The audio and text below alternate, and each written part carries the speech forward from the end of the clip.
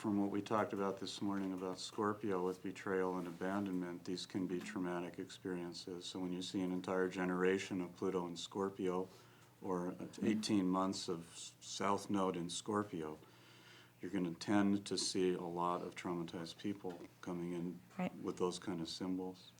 You're looking at the transiting Neptune through Aquarius. So all of the spiritual trauma that is inherent in little souls that are coming onto the planet. So anywhere you see the Aquarius 11th house or Uranus signatures will show where there's trauma. And think about it. If we've had distortion via human-made conditioning on the planet for the last 8,000 years in some way or another, who of us do not have unconscious trauma? You know, there's that 70 to 80% figure. So, the dual nature of the archetypes, whereas Aquarius in the 11th house can represent the trauma, it is also the archetype that represents the liberation from the trauma. As Annie just said, the ability to detach and objectify and see that larger picture, and then 11th house related to the 5th house to get in there and get back in touch with self Leo. To be who you are. This is who I am. This is what my needs are. I can identify with myself. I have a right to be here. I have a right to be healthy. I have a right to be loved and loving. I have a right to live. This is how Leo starts to relate to all of this Aquarian archetype.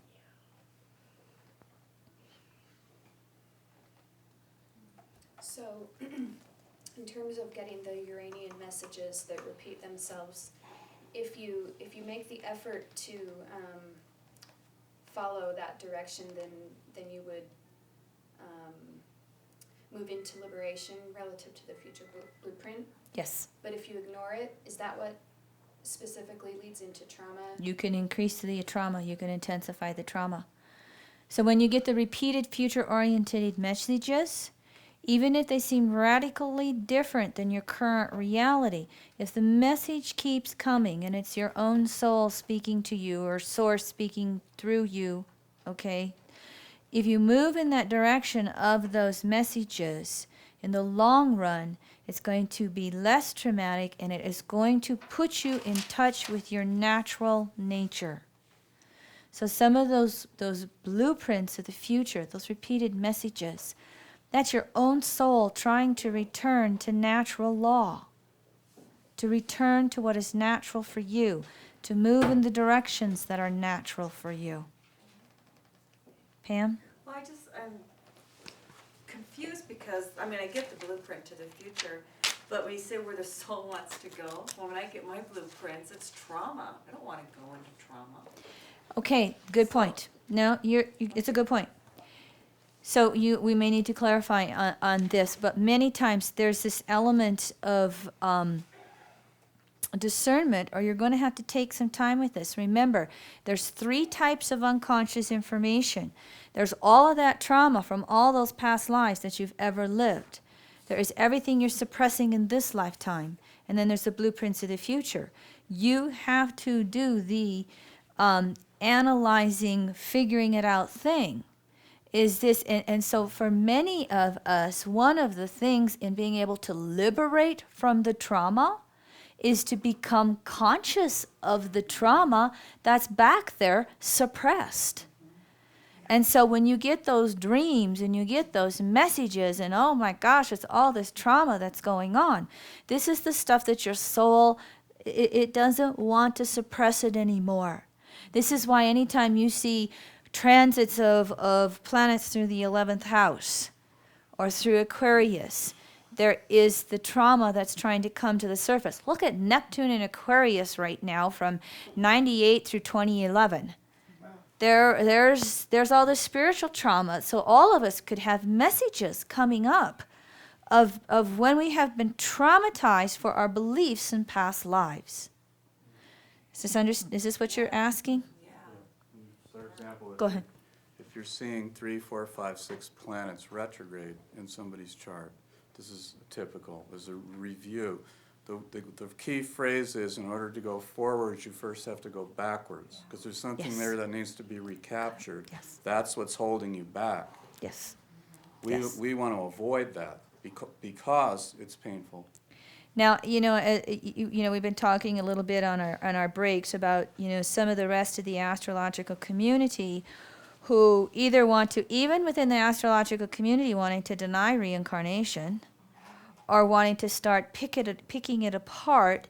What are we looking at with a lot of our evolutionary astrology? And we will start to move into this over the next 3 days as we move into the Pluto formula and the aspects and doing all this chart stuff over the next few days. We are looking at a paradigm for which we can all know our past in order to do what Steve said, to move forward.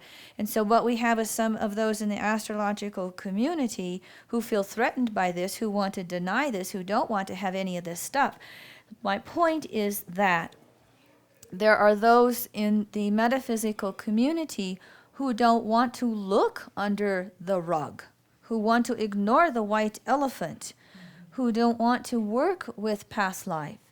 Now, if you talk to any of the avatars that are out there, or if you listen to any of, what we call these highly evolved souls, they have become conscious of everything. What's that whole natural law? Expanding our consciousness so much there is nothing that is hidden anymore. So we've got to face the trauma. We've got to work with all of that. And so what I will tell a client, because sometimes even bringing this subject up, it's just, whoa. I mean, eyes glaze over, light bulbs, no light bulbs. They just don't even want to go there. And I just say, look at it this way. Sometimes your current life is just repeating some of the patterns. And so if you can make sense of what your patterns are in this life, you can get some understanding of what that past life stuff is. If it doesn't work for you to go to that past life stuff, it's okay. When you're ready, then you can go there. Just understand in this broad context that you must become fully conscious of everything about yourself. And as you intend to evolve, if you I desire to know source, I desire to go home, you're going to be made aware of everything that prevents you from going home, the trauma that's suppressed and buried. Annie?